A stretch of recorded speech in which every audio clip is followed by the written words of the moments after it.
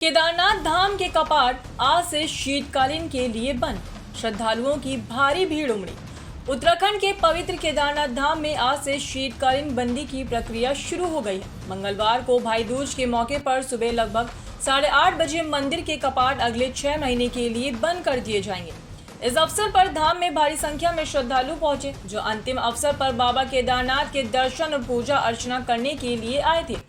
केदारनाथ धाम, जो भगवान शिव को समर्पित है, अपनी कठिन यात्रा मार्ग के कारण विशेष रूप से लोकप्रिय है। इस वर्ष भी श्रद्धालुओं की भारी भीड़ सुबह से ही मंदिर परिसर और मार्गों पर दिखाई दी।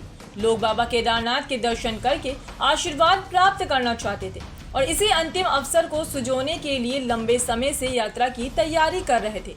इस खास मौके पर मुख्यमंत्री पुष्कर सिंह धामी भी मंदिर में मौजूद रहे। उन्होंने विधि पूर्वक पूजा अर्चना की और बंद प्रक्रिया का निरीक्षण किया। सीएम धामी ने मंदिर प्रांगण में पुजारियों और अधिकारियों से व्यवस्थाओं की जानकारी भी ली और सुनिश्चित किया कि शीतकालीन बंदी के दौरान सभी सुरक्षा और व्यवस्था ठीक तरह से लागू हो। धाम के कपाट बंद होने के साथ ही शीतकालीन तैयारियां और प्रशासनिक व्यवस्थाओं की प्रक्रिया शुरू हो गई है।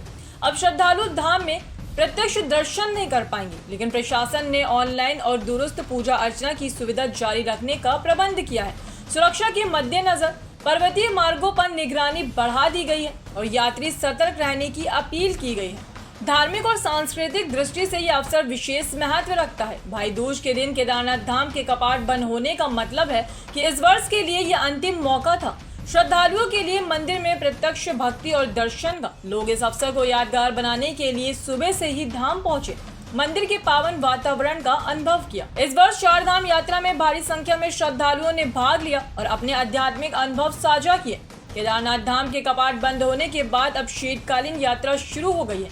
ये समय न केवल धाम के धार्मिक महत्व को उजागर करता है, बल्कि उत्तराखंड की प्राकृतिक सुंदरता और पर्वतीय संस्कृति की झलक को सामने लाता है। इस प्रकार केदारनाथ धाम के कपाट आज से अगले 6 महीने के लिए बंद हो जाएंगे और श्रद्धालु अगले साल तक प्रत्यक्ष दर्शन के लिए धाम का इंतजार करेंगे।